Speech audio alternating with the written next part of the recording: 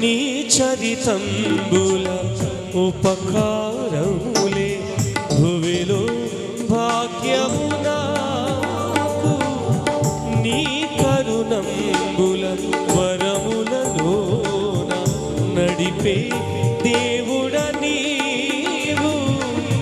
విరిగిన మనసే నీ ప్రియమై మరువని మమతే నీ కరుణై నిన్నే సేవింతును.